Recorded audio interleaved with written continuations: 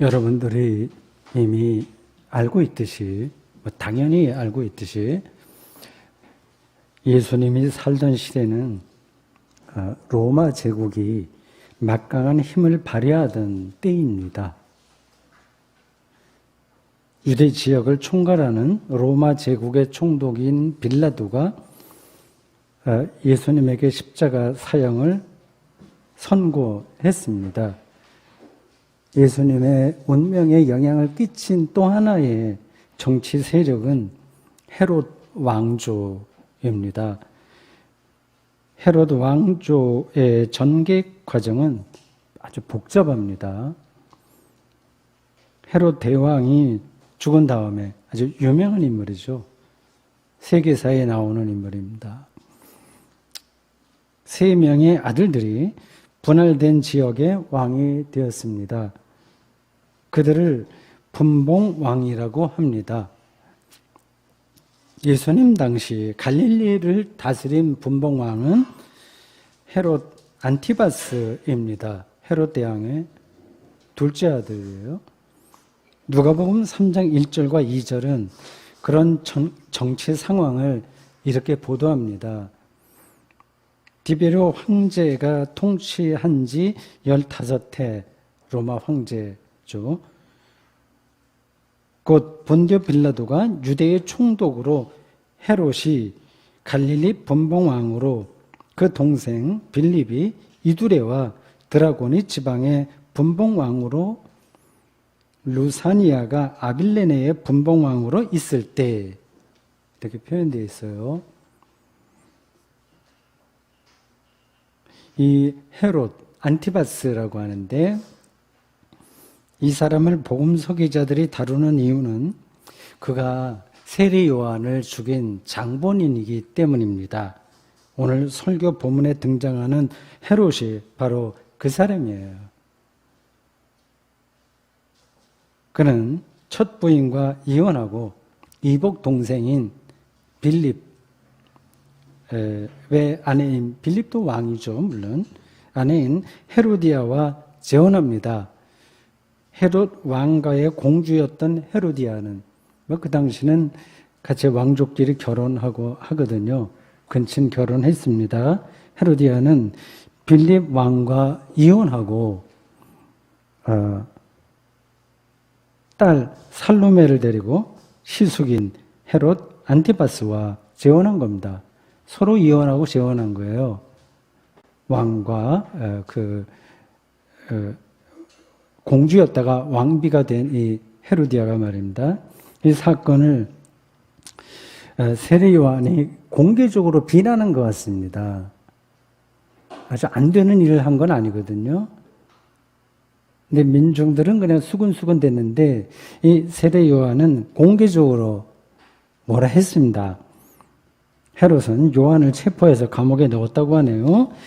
헤롯의 생일에 헤로디아의 딸인 살로메가, 그러니까 이 헤롯의 양녀 비슷하죠. 조카였는데 이제 자기 딸이 된 거예요. 춤을 췄습니다. 이런 일은 파격이에요. 춤꾼 전문 여자들이나 주지 공주가 그런 데서 춤을 추는 게 아닙니다. 아주 파격적인 일이라서 기분이 좋아진 헤롯은 딸의 소원을 들어주겠다고 약속합니다. 그런 관례가 헤롯 왕실에 있었나 봅니다. 이 딸은 오늘 본문에는 이름이 안 나오지만 살로메예요. 어머니 헤로디아에게 가서 의논합니다. 여차 어떻게 할까요? 했더니 그 헤로디아는 이상한 요구를 하게 합니다. 감옥에 갇혀 있는 세례 요한의 머리를 요구하겠습니다. 어처구니 없는 요구인데 일이 그대로 진행되었다고 합니다. 당대 거물인 선지자 세례 요한은 춤춘 소녀, 그리고 허풍을 떤 헤롯의 약속, 그런 것 때문에 허무하게 목이 잘렸습니다. 이 장면을 그린 화가가 많습니다. 카라바조라고 하는 시인, 그 화가 1571년부터 1610년에 살았던 그 카라바조의 그림이 가장 유명합니다. 한번 찾아서 보십시오. 헤롯이 요한을 처형시킨 이유가 무엇인지 우리가 자세하게는 모릅니다.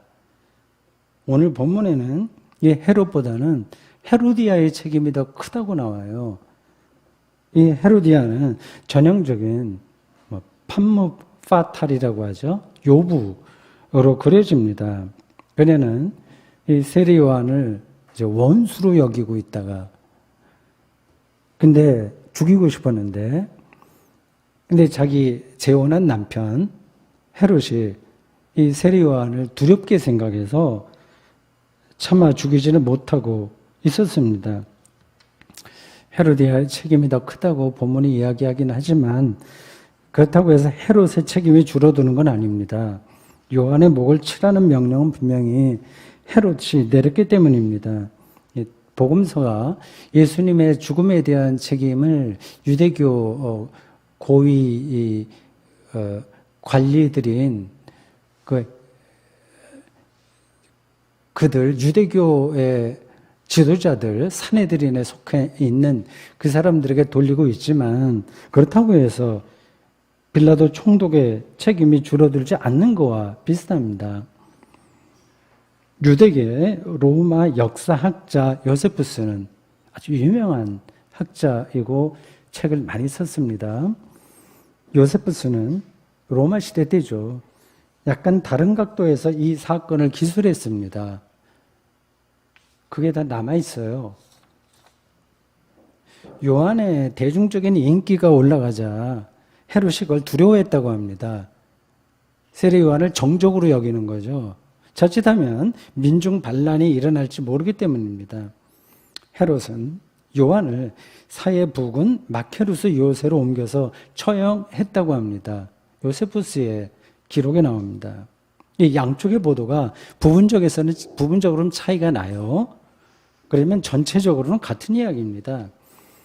도덕적인 비난이나 요한의 대중적인 인기나 모두 선지자 세례 요한으로 인해서 자신의 절대 권력에 손상이 간다고 헤롯이 판단했다는 점에서 비슷한 이야기입니다. 왕권은 절대적입니다. 절대적이지 않으면 유지될 수가 없습니다. 정적이 나타나면 그게 사실인지 아닌지도 확인하지 않는 상태에서라도 회유하거나 제거하려고 시도합니다. 용서하지 않아요. 그럼 피비린내 나는 역사를 우리는 동서양 역사에서 다 확인할 수 있습니다. 우리나라도 마찬가지였어요. 왕정 시대인 옛날에 비해서 민주 공화정 시대인 오늘날의 정치는 좀 나아 보이긴 합니다. 그러나 근본에서는 다를 게 없어요. 대한민국도 마찬가지입니다. 여와 야의 트집 잡기식 정치 싸움은 그야말로 난장판입니다. 양쪽 진영 사이의 충돌도 심각합니다. 그들이 부분적이라고 하면 좋겠는데, 근데 상당한 경우에 배설 수준으로 쏟아내는 말은 국민의 정신 건강을 크게 해칠 정도입니다. 안 보고 안 듣고 사는 게 더 정신 건강에 나을 수도 있습니다. 흔히 말하듯 남 탓이 도에 넘치는 거죠. 코로나19 사태만 아니었다면 서울은 계속되는 시위로 몸살을 앓았을 겁니다. 내년 대통령 선거가 끝날 때까지 이런 진흙탕 싸움이 더 격해질 겁니다. 여기 일반 대중들도 끼어듭니다. 자신이 지지하는 사람을 대통령으로 만들기 위해서 이전 투구를 마다하지 않습니다. 저는 거기에 연루된 일부 사람들을 비난하려고 하는 게 아닙니다. 정치의 현실을 제가 또 모르는 것도 아닙니다. 그들이 파렴치하고 뻔뻔해서 이 정치판을 흐린다고 매도하는 게 아닙니다. 권력의 속성이 사람을 그렇게 만들어요. 제가 정치인이 되었다면 그들과 비슷하게 행동했을지 모릅니다. 가끔 초등학생들도 권력을 주려고 그 안에서, 작은 세계 안에서 엉뚱하게 행동한다는 말이 들리지 않습니까? 중학교도 마찬가지일 거고요. 어느 조직이나 권력을 향한 인간의 과도한 열정이 작동하는 겁니다. 어디서나 그래요. 교회 아니라고 혹시 다를까요? 그런 권력지향적 열정이 절정에 도달한 게 바로 오늘 본문에 나오는 헤롯 세계에서 볼 수 있듯이 정적 제거로 나타납니다. 여기서 근본적인 질문은 이렇습니다. 저의 질문이기도 하고 여러분들도 마찬가지일 거예요. 왕이 도대체 왜 필요할까요? 이 절대 권력이 왜 필요한가요? 왕이 없으면 세상이 어떻게 될까요? 더 살기 좋아질까요? 나빠질까요? 여기서 왕은 그 절대 권력을 가리키는 겁니다. 요즘으로 바꾸면 검찰총장이 왕이죠. 그리고 대법원장이 왕이고 국방부 장관이 왕이고 전체적으로는 대통령이 왕입니다. 재벌 총수들도 사실은 왕입니다. 왜 이런 절대 권력이 우리에게 필요한 것일까요? 답은 여러분도 다 아십니다. 그런 권력이 개인과 사회를 지켜준다고 생각하는 겁니다. 대통령을 비롯한 정부가 없다면 우리가 사는 이 세상은 그야말로 카오스로 떨어지겠죠. 아프리카 야생을 상상해 보십시오. 서로 먹고 먹히는 약육강식의 메커니즘이 작동합니다. 약한 동물은 강한 동물에게 여지없이 잡아먹혀져. 그런 그림들을 많이 봐요. 그건 일부인데 그래서 그 머릿속으로 야생은 살벌하다 우리가 그렇게 느낍니다. 그곳에도 왕이 있다면 약한 동물은 잡아먹힐까 노심초사하지 않아도 될지 모르겠네요. 그렇지 않습니다. 야생에는 왕이 필요 없습니다. 아무리 잔혹한 맹수라도 이게 야생과 인간 사회의 결정적인 차이인데 배가 고프지 않으면 약한 짐승을 잡아먹지 않기 때문입니다. 왕이 필요 없는 거예요. 먹지 않습니다. 배고프지 않으면. 인간은 달라요. 배가 고프지 않아도 끝없이 챙기려고 합니다. 야생보다 사실은 인간 사회가 더 무질서할 수밖에 없습니다. 우리가 흔히 말하듯이 일용할 양식으로 만족한다면 사실은 왕이 필요 없습니다. 정부도 필요 없습니다. 법도 필요 없는 거예요. 군대도 필요 없습니다. 왜 그렇게 되는지 모르겠으나 알긴 알아요. 내가 복잡하니까 인간만은 일반 동물과 다르게 일용할 양식만으로 만족하지 못하기에 왕이 없으면 인간 세상은 그야말로 지옥으로 변할 겁니다. 그래서 우리나라도 대통령과 검사들에게 엄청난 권력을 주었습니다. 문제는 인간의 욕망을 적절하게 제어함으로써 평화롭게 어울려서 사는 세상을 만들어야 할 왕과 같은 권력을 가진 이들이 오히려 자기의 절대 권력을 사유화한다는 데 있습니다. 세례 요한의 목을 벤 헤롯 왕에게서 이를 확인할 수 있습니다. 이런 일은 지금도 진행 중입니다. 저는 그렇게 생각하는데 여러분은 어떻습니까?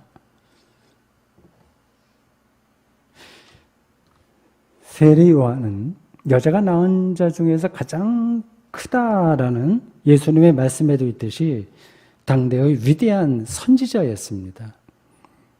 그는 어둠을 밝히는 빛이었습니다. 그런 사람을 보고 싶어요. 지금도요. 광야에서 노숙인처럼 살면서 유대인들의 양심을 깨우는 나팔수였습니다. 수많은 사람들이 그의 설교를 듣고 그에게 세례를 받으려고 요단 광야로 몰려들었습니다. 예수님도 그렇게 몰려든 사람들 중에 한 분이었습니다. 요한의 제자 중에서 일부는 나중에 예수님의 제자가 되었다고 하네요. 그의 세례의식은 기독교에서 받아들여졌습니다. 세례요한과 예수님의 메시지는 기본적으로 같습니다. 회개하라. 하나님 나라가 가까이 왔다. 선지자 세례요한을 떼어놓고 예수님과 기독교를 상상하기는 어렵습니다. 이 선지자들은, 제가 앞에서는 왕에 대한 이야기를 했어요. 이 선지자들은 세례요한의 전통, 세례요한이 그 선지자의 전통을 이어받은 사람인데 유대 민족의 역사에서 특별한 역할을 감당했어요. 그들은 유대 왕조와 대립해 있었습니다. 왕과 대립한 거예요. 앞에서 말씀드렸듯이 왕은 자기를 절대화하는 속성을 버리지 못합니다. 로마 황제나 헤롯 왕만이 아니라 유대의 왕들도 마찬가지였어요. 그게 어떤 식으로 나타나는지 그 구약 성경 정기 예언서를 꼼꼼하게 읽어보면 잘 알 수 있습니다. 지혜롭다고 하는 솔로몬이 얼마나 포악한 왕이 되었는지 아시죠? 왕 앞에서는 아무도 토를 달지 못합니다. 근데 유대 사회에서는 이 선지자들이 토를 다는 사람들이었어요. 그런 역할을 감당한 선지자 전통이 다른 나라에는 없습니다. 선지자들의 활동이 이제 구약에 자세하게 나와요. 엘리야, 엘리사, 예레미야, 이사야, 호세야, 아모스 등등. 대부분의 선지자들은 무소불위의 왕권에 대항해서 온몸으로 싸웠습니다. 그 싸움이 얼마나 힘들었을지 상상해 갑니다. 여러분들은 그런 이야기 읽으면서 야, 신난다. 이 선지자들이 역시 대단하구나. 이렇게 생각하겠지만 이 선지자들이 한편으로는 두려워 떨었을 겁니다. 그래서 그들은 자기가 외치는 말씀이 이 설교가 신탁이다. 하나님으로부터 직접 받았다. 이렇게 주장했습니다. 간혹 사이비 선지자도 있긴 있었습니다. 월터 브루크만이라고 하는 구약 성서 학자가 쓴 책 예언자적 상상력의 그 유대의 왕조와 선지자들이 어떻게 갈등했는지에 대한 이야기가 자세하게 나옵니다. 이 선지자들은 대안적 공동체를 향해서 끊임없이 상상하고 그것을 현실화하려고 노력한 사람들이에요. 대안적 공동체.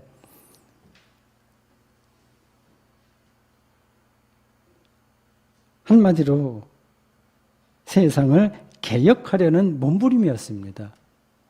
새로운 세상을 향한 열정이었어요. 반면에 왕은 현실을 유지하는 데만 급급했습니다. 그럴 수밖에 없어요. 그걸 이제 스타투스 쿼라고 이제 라틴어로 표현합니다. 현실 유지. 당연합니다. 그래야만 자신들의 권력을 지켜낼 수 있기 때문입니다.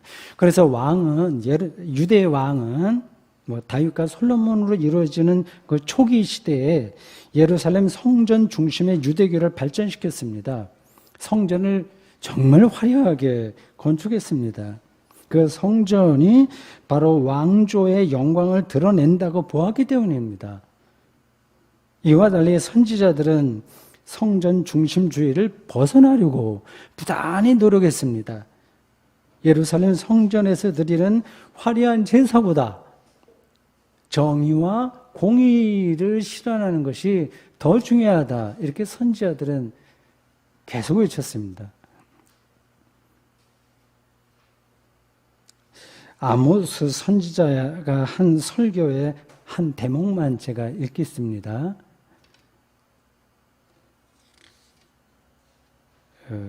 5장 21절에서 24절입니다. 내가 너희 절기들을 미워하여 멸시하며 너희 성회들을 기뻐하지 아니하나니 너희가 내게 번제나 소제를 드릴지라도 내가 받지 아니할 것이요. 하나님의 말씀이 이렇게 전하는 거예요. 너희의 살진 희생의 화목제도 내가 돌아보지 아니하리라. 네 노랫소리를 내 앞에서 그칠지어다. 네 비파소리도 내가 듣지 아니하리라. 오직 정의를 물같이 공의를 마르지 않은 강같이 흐르게 할지어다. 선지자는 성전이나 궁궐에서 한 자리를 차지하는 일에 관심이 없었습니다. 왕에게 녹을 먹으면 자유롭게 말씀을 외칠 수 없었기 때문입니다. 이런 선지자 전통이 세례 요한에게 이어졌고 또 예수님에게도 영향을 끼쳤습니다. 예수님이 성전 중심주의를 어떻게 비판했는지 여러분들은 예수님의 그 성전 청결 사건에서 잘 아실 겁니다.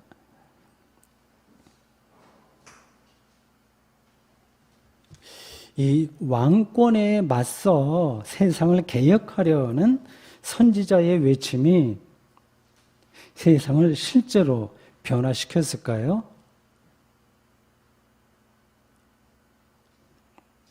저는 유럽의 역사가 이런 선지자의 전통에 서 있다고 생각합니다.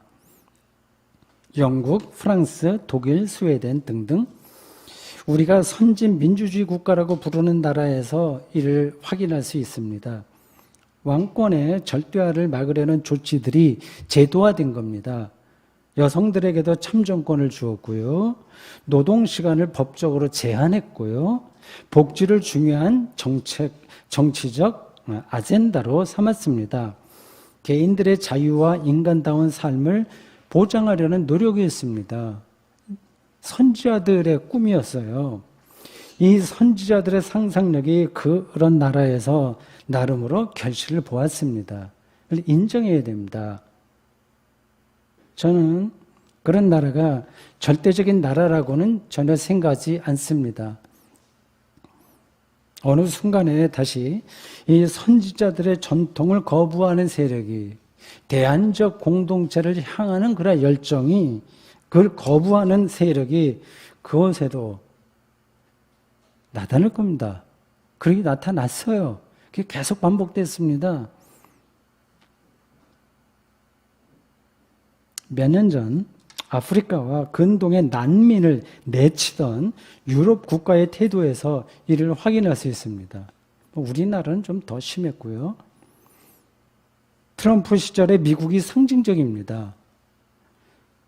정의로운 세상을 만들려는 선지자 전통은 우리가 포기해서도 안 되지만 쉽게 실현될 수 있다고 낙관해서도 안 됩니다. 선지자 전통의 극단적 형태라 할 공산주의가 왜 그런지를 또 설명할 필요는 없겠죠. 오히려 절대 권력으로 즉 자기 숭배로 변질했다는 사실에서 이를 확인할 수 있습니다. 나중에 제가 설교 복기를 하는데 이 대목도 설명할 테니까 한번 들어보십시오. 공산주의가 왜 이 선지자 전통의 극단적 형태인지 말입니다. 선지자들의 인생은 다 힘들었습니다. 지금은 우리가 뭐 대단하다고 이렇게 명예롭게 존경하고 하나님의 말씀을 대하는 사람들 축켜 세우지만 그 당시 그들은 되게 다 힘들었습니다. 고림 무원에 떨어지기도 하고요. 죽임을 당하기도 했습니다. 절대 권력을 손에 쥔 왕들이 그들을 적대시하기 때문입니다. 어쩔 수가 없어요. 서로 추구하는 게 다르기 때문에. 세례 요한은 젊은 나이에 헤롯에게 죽임당했고 예수님도 역시 젊은 나이에 죽임당했습니다. 요한은 지역 맹주인 왕에게 밉보여서 죽었고 예수님은 로마 제국의 법에 따라서 죽었습니다. 비슷한 운명을 살았습니다. 그래서 당시 사람들은 이 예수님을 세례 요한과 이렇게 연결해서 생각 많이 했습니다. 예수님이 어느 날 제자들에게 사람들이 나를 뭐라고 하느냐? 당신들 뭐 들은 이야기 있냐? 그렇게 물었습니다. 그때 제자들은 마태복음 16장 14절에 확인해 보니 이렇게 대답합니다. 어떤 사람은 당신을 선생님을 세례 요한이라고도 얘기하고요. 그리고 엘리야나 예레미야라고도 말하고 선지자 중에 하나라고 얘기합니다. 오늘 설교 본문인 마가복음 6장 14절과 15절에 그 비슷한 내용이 나옵니다. 예수님과 세례 요한이 비슷한 운명에 처해졌고 또 하나님 나라를 똑같이 선포하다가 불의한 세력에 의해서 죽었다는 점에서 비슷하나 본질에서는 완전히 다릅니다. 요한은 선지자지만 예수님은 그리스도예요. 본질이 다른 겁니다. 선지자는 여러 사람에게 붙일 수 있는 칭호지만 그리스도는 예수님에게만 붙일 수 있는 칭호입니다. 예수님이 그리스도라는 고백은 이미 제자들에게서 시작되었습니다. 예수님이 제자들에게 사람들이 나를 누구라고 말하는지 들었냐 이렇게 물은 다음에 다시 대답을 제자들에게 듣고 그럼 자네들은 나를 누구로 아냐? 나의 정체를 뭐라고 생각하냐? 묻자 시몬 베드로가 나서서 그렇게 대답했다고 하죠. 주는 그리스도시요 살아계신 하나님의 아들이시니이다. 우리도 시몬 베드로와 똑같은 고백으로 삽니다. 이런 고백의 근거가 뭘까요?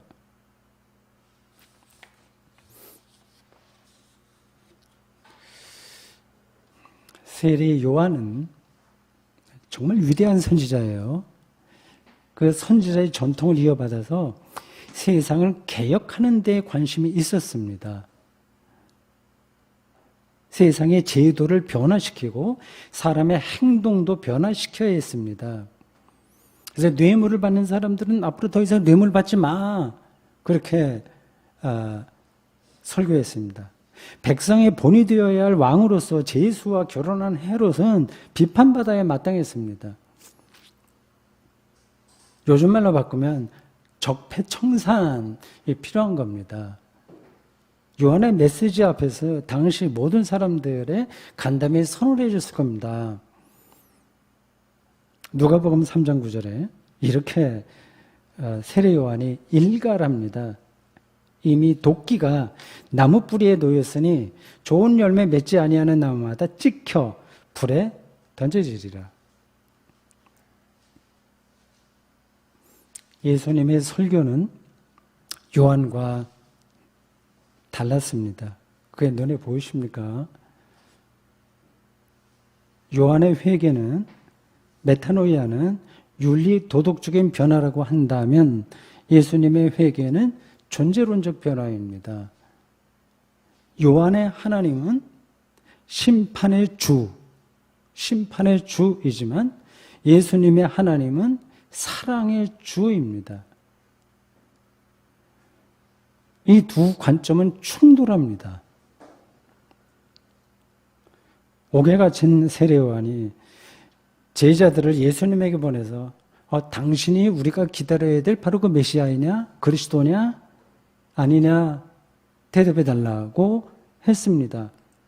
그때 예수님은 그 세례 요한이 보낸 제자들에게 이렇게 말합니다. 당신들이 본 걸 그대로 가서 얘기해라. 장애인들이 고침을 받고 죽은 자가 살아나며 가난한 사람에게 복음이 전파된다고 전해라. 그렇게 하시면서 다음과 같은 좀 알쏭달쏭한 말씀을 덧붙이십니다. 누가복음 7장 23절이에요. 누구든지 나로 말미암아 실족하지 아니하는 자는 복이 있도다. 그러니까 예수님 당신의 메시지를 오해하지 말라는 뜻입니다. 예수님은 세례요한처럼 선지자가 아닙니다. 선지자는 존경받아 마땅한데 선지자가 아닙니다.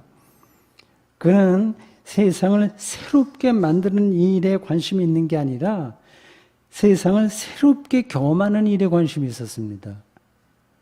그거 기억해 두십시오. 새롭게 만드는 일에 관심이 아니라 그건 선지자가 하는 일이에요. 새롭게 경험하는 데 있는 겁니다.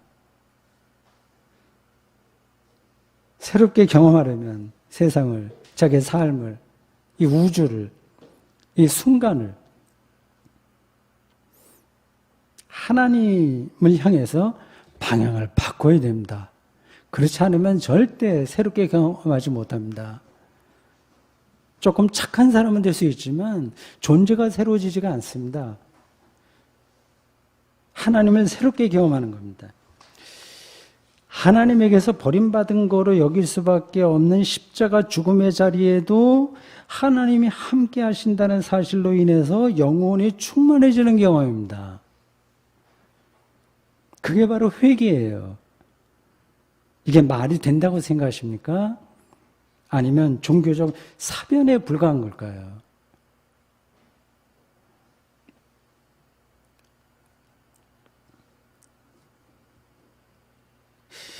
이제 설교 마치면서 요 문제를 딱 정리를 해야 되는데, 그리고 이거는 한번 제가 말씀드린 걸로 해결되는 게 아니라 거룩한 화두로 삼고 여러분들의 신앙의 성장의 밑거름으로 삼아야 되는 문제인데, 그걸 좀 사실적으로 전달하려고 연봉과 연관해서 이렇게 정리했습니다. 마지막 패러그래프예요. 그대로 한번 읽겠습니다. 제 설교문을요. 제가 정성 들여서 쓴 건데 나중에 여러분들 읽어보십시오. 왕은 자기 말만 잘 들으면 연봉을 높여주겠다고 약속합니다. 이 세상이 돌아가는 이치입니다. 좋은 왕은 실제로 그렇게 정치하겠지요. 나쁜 왕은 백성을 이용할 겁니다. 선지자는 연봉 차이를 줄여나가자고 외칩니다. 빈부 차이를 줄이는 건 필요한 일입니다. 그러나 지금과 같은 우리 인간 삶의 조건에서 빈부가 완전히 없어지는 세상은 오지 않을 뿐만 아니라 그런 세상이 온다고 해서 우리가 무조건 행복해지지도 않습니다. 상대적으로 빈부 격차가 적은 북한 사람들이 행복한가요? 그곳이 지상 낙원일까요? 그리스도는 우리가 이미 충분한 연봉을 받았다는 사실로 눈을 돌리라고 호소합니다. 숫자로 표기될 수 없는 그 충분한 연봉을 볼 수 있는 사람이 있고 못 보는 사람이 있습니다. 그걸 볼 수 있다면 그는 전혀 새로운 삶을 살아갈 겁니다. 그래서 예수님은 무엇을 먹을까, 마실까, 입을까 염려하지 말고 그것들은 다 이방인들이 구하는 것인데 하나님 나라와 하나님의 의를 구하라고 분명하게 말씀하셨습니다. 눈만 뜨면 돈 이야기와 또 먹방 이야기와 정치 이야기로 뒤범벅이 된 이 현실에서 이 예수님의 말씀만 믿고 살기에는 여러분 뭔가 좀 불안하신가요? 제가 무슨 말씀을 더 드릴 수 있겠습니까? 믿음을 달라고 기도해 보십시오. 아멘.